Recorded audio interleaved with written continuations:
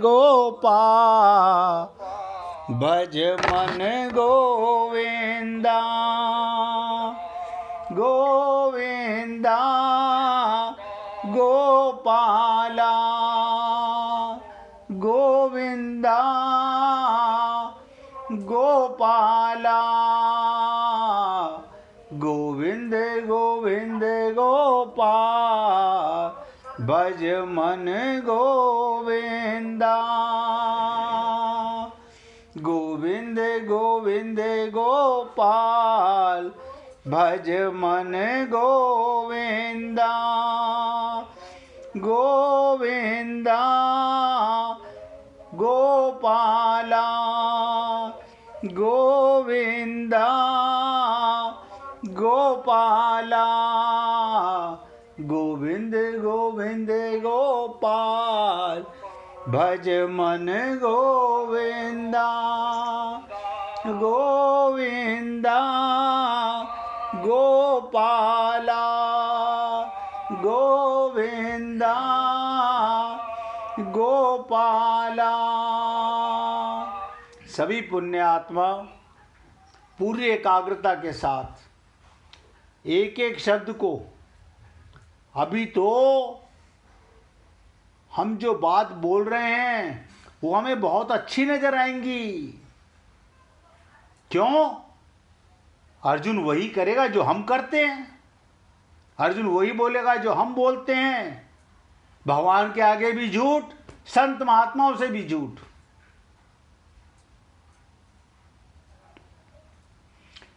एक संत बोल रहे थे, सुन लीजिए, प्रेम प्रेम के बस में भगवान हो जाते हैं और प्रेम की कोई परिभाषा नहीं है। प्रेम माने क्या? देना। जहां लेना और देना वो व्यापार है। प्रेम माने मिटना। अक्सर लोग पूछते हैं क्या परिवार में प्रेम करना पाप है? हम कहते हैं बिल्कुल पाप नहीं है। हम कहते हैं बिल्कुल पाप नहीं है, लेकिन परिवार में क्या मान के प्रेम करते हो वो सोच लो। अगर आपको आत्मज्ञान हो गया और भगवान का अंश मान के प्रेम करते हो तो आपका प्रेम वही प्रेम है जो मीरा का भगवान से प्रेम था। कोई अंतर नहीं है प्रेम में। प्रेम की परिभाषा अलग नहीं हो सकती। इसे तो नारद जी जैसे भक्ति शास्त्र लिखने वालों ने लिख दिया अनिर्वचनीयम। उसे शब्दों से नहीं बताया जा सकता।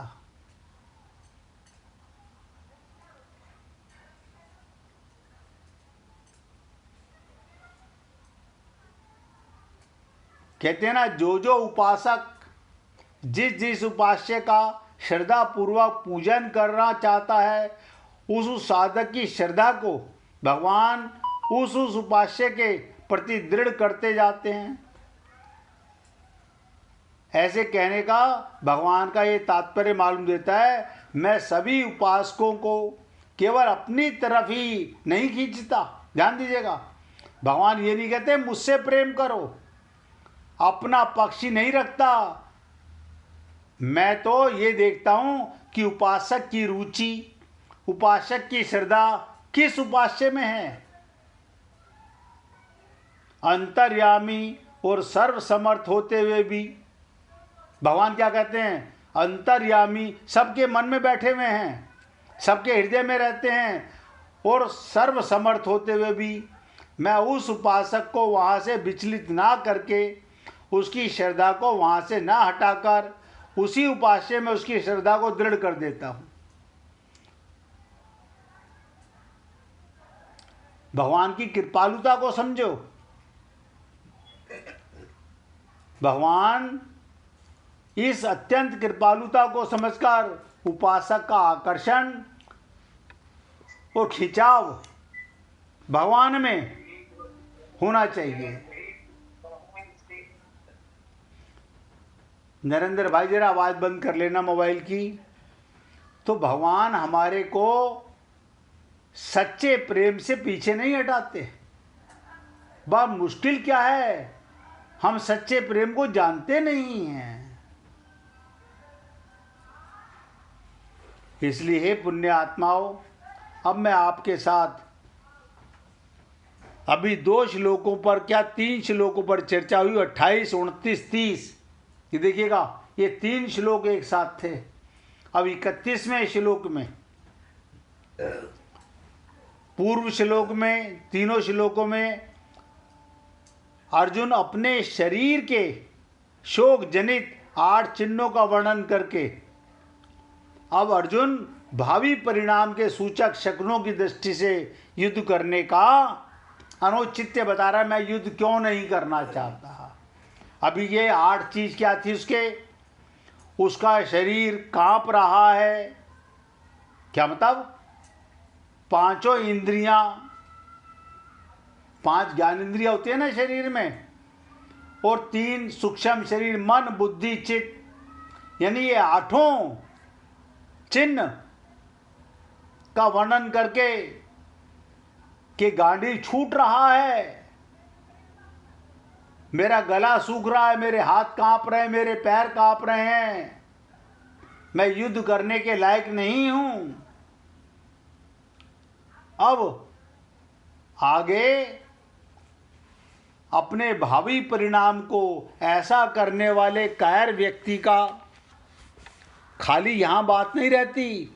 अब अर्जुन जैसे संसार में बहुत लोग मिलेंगे। अर्जुन तो केवल लीला कर रहा है हम लोगों को ये बताने के लिए कि हम लोग कैसे हैं।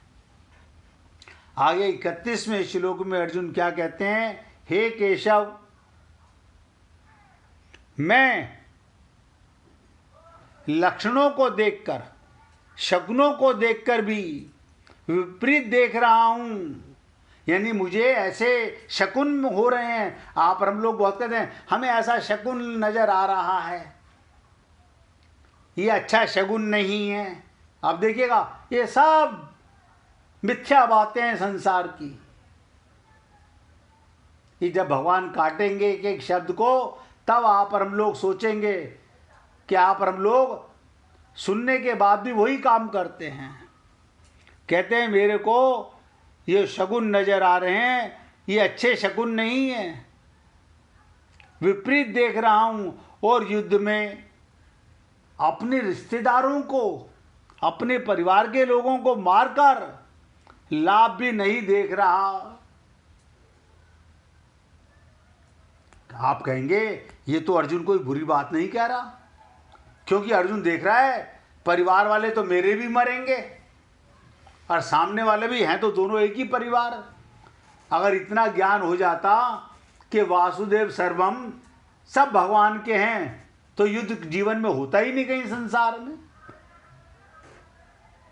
युद्ध संसार में होता ही नहीं, इतना ज्ञान हो जाए तो। लेकिन ये ज्ञान खाली थोथा है, थोथा ज्ञान है। और ये अर्जुन अज्ञानी नहीं है, हम लोगों को बताने के लिए बात चल रही है। तो कह रहे हैं, अब ध्यान से सुनिएगा, हे केशव, मैं शकुनों को भी विपरीत देख रहा हूं। कौन से शकुन आ रहे हैं तेरे पास में? जितने भी शकुन होते हैं, ध्यान से सुनिएगा, वो किसी अच्छी या बुरी घटनाओं के होने में निमित्त नहीं होते। ना कोई अच्छी घटना का है, ना कोई बुरी का है। अर्थात वो किसी घटना के निर्माता नहीं होते, प्रत्युक्त भावी घटनाओं की सूचना देने वाले होते हैं। अब जैसे बादल हो तो हमें नजर आता है बारिश का आसार नजर आ रहा है। शकुन बताने वाले प्राणी भी वास्तव में शकुनों को बताते नहीं, किंतु उनकी स्वाभाविक चेष्टा शकुन सूचित होती है। तो क्या कहता है? हे केशव, मैं शकुनों को विपरीत देख रहा हूं। तात्पर्य, किसी भी कार्य के आरंभ में मन में जितना अधिक उत्साह होता है, ध्यान से सुनिएगा, वो उत्साह उस कार्य को उतना ही सिद्ध करने वाला होता है। परंतु अगर कार्य के आरंभ में ही उत्साह भंग हो जाता है, मन में संकल्प विकल्प ठीक नहीं होते तो उस कार्य का परिणाम अच्छा नहीं होता। आप हम लोगों को जोश तो बहुत आता है जब हम किसी संत महात्मा के पास जाते हैं, कहीं कथा भागवत सुनते हैं, बहुत जोश आता है, बस अब सर फूटे या माथा, मुझे भगवत प्राप्ति करनी है। लेकिन कितने लोग कबीर बन पाते हैं, तुलसीदास बन पाते हैं, सूरदास बन पाते हैं, मीरा बन पाते हैं? कितने लोग जब घर जाते हैं वही शरीर का संबंध, बस नहीं ऐसा है ना, अब ये जन्म तो चला ही गया है, अब बुढ़ापे में तो इतनी मेहनत कर नहीं सकते, छोड़ देते हैं, अगले जन्म में देखेंगे। इसी भाव से अर्जुन कह रहे हैं अभी मेरे शरीर में कप कपी हो रही है, स्थिर होना, कंपन होना, मुख सूखना आदि जो लक्षण हो रहे हैं वो व्यक्तिगत शकुन भी ठीक नहीं हो रहे। अचानक तेरे को कौन से रोग ने सता दिया, कौन सा रोग ने पकड़ लिया? इसके सिवाय आकाश में क्या कहते हैं, उल्कापात होना, असमय में ग्रहण लगना, भूकंप होना, पशु पक्षियों का भयंकर बोली बोलना, चंद्रमा के काले चिन्ह का मिट सा जाना, बादलों से रक्त की वर्षा होना, जो पहले शकुन हुए थे वो भी ठीक नहीं हुए। इस तरह क्या कहते हैं अर्जुन, अभी के और पहले के इन दोनों शकुनों को मैं देखता हूँ। यानी भगवान रथ पर बैठे हुए हैं, सारे जानी जान, सारे संसार के पिता, और उनके सामने कायरता को देखो कैसा देखता है जी। हमारे हृदय में भगवान बैठे हुए हैं, हम सबके, ऐसा नहीं किसी एक के बैठे, सबके हृदय में बैठे हुए हैं। लेकिन हम लोग, हमारे रथ पर भगवान है, हम हिम्मत हार जाते हैं, हम मन के गुलाम बन जाते हैं, भूल जाते हैं कि हमें इस देह में हरि मिलत है। युद्ध में अपने कुटुंबियों को देखो क्या बोल रहा है अर्जुन, केशव युद्ध में अपने कुटुंबियों को मारने से हमें कोई लाभ होगा? ऐसी बात भी नहीं। इस युद्ध के परिणाम में हमारे लिए लोक और परलोक दोनों ही हितकारक नहीं दिखते।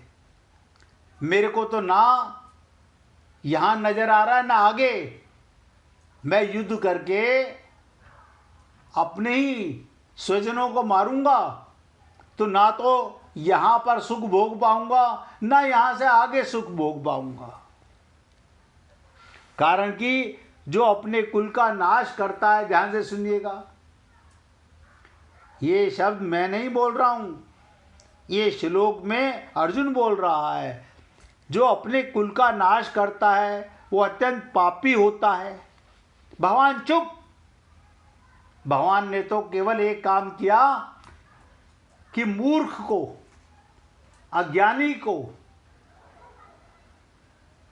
वहां लाके खड़ा कर दिया जहां सारी ममता मोह आसक्ति के रोग, अपने आप कैंसर का फोड़ा प्रकट होने लगा।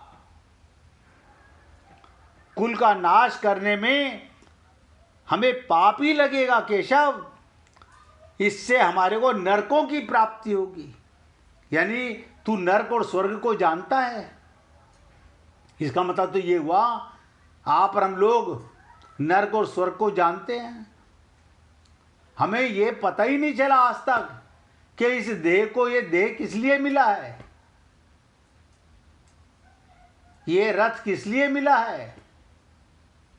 आत्म कल्याण के लिए, भगवत प्राप्ति के लिए। लेकिन बुरा मत मानिए, अभी सुनेंगे, फिर भगवान की बातें सुनेंगे और फिर आप और हम लोग डिसाइड करेंगे। अगर जिसने कसम खा ली कि मुझे अपना कल्याण करना है वो कर जाएगा, और जो ममता मोह आसक्ति में मन का गुलाम बन के नहीं ऐसा नहीं कर सकते, ऐसा नहीं कर सकते, ऐसा ही अर्जुन बना रहेगा, वो तो पुनरपि जननम पुनरपि मरणम में फंसा रहेगा।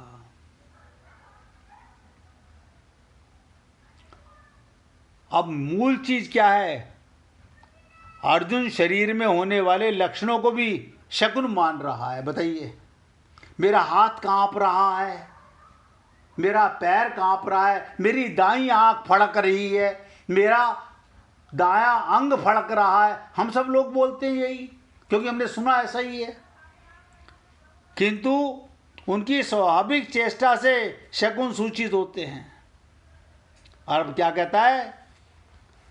इन दोनों वाक्यों से अर्जुन ये कहना चाहते हैं, मैं शकुनों को देखूं अथवा स्वयं विचार करूं, दोनों ही रीति से युद्ध का आरंभ और उसका परिणाम हमारे लिए और संसार मात्र के लिए हितकार नहीं दिखता। भगवान बड़े गंभीर मुद्रा में अंदर मुस्कुरा रहे हैं। मैंने बिल्कुल सही जगह खड़ा किया है, इसका रथ ला करके जहां इसकी ममता मोह आसक्ति सब जगा दी। हमारे गुरुदेव कहा करते थे, जब 1 मास का साधना शिविर लगाते हैं हम, 1 मास का, बोले शुरू तो जोश में 50-50 हजार लोग आते हैं, हम साधना करेंगे गुरुजी, हम साधना करेंगे, लेकिन लास्ट में केवल 50 लोग रह जाते हैं। 50,000 में से 50 कहां गए सारे? सब मन के गुलाम, बहाने खोरी करके अपने आप को धोखा देते रहते हैं। राजकुमार जी, आवाज बंद कीजिए अपनी।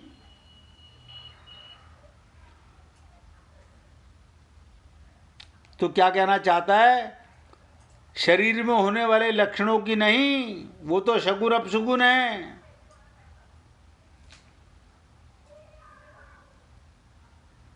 यहां तो भविष्य का परिणाम भी नजर आने लगा उसे, कि आगे चल के क्या क्या होने वाला है। इसलिए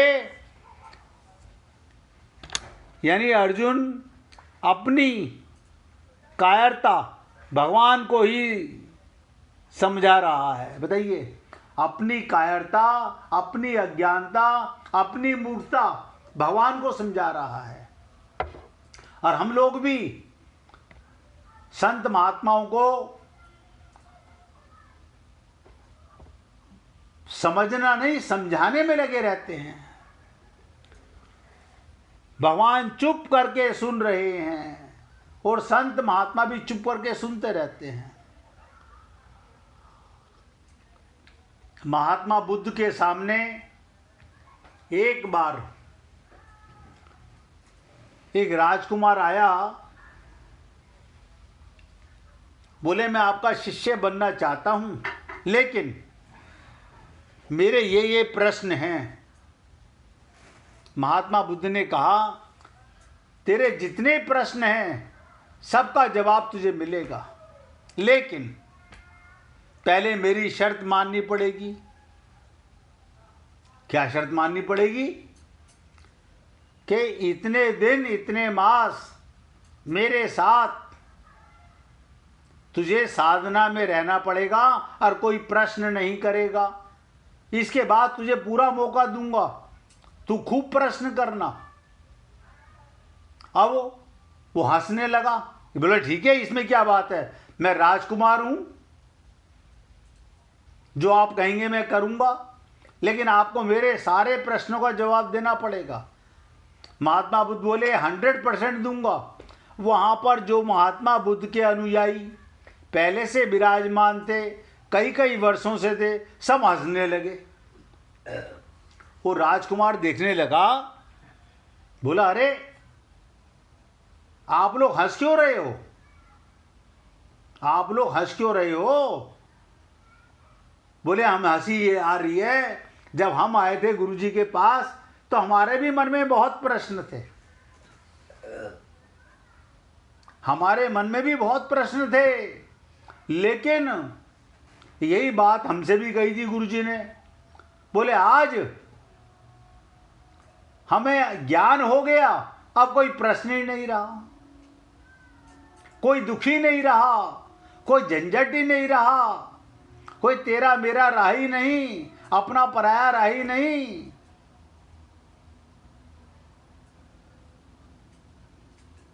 कहत कठिन समझत कठिन। सुनना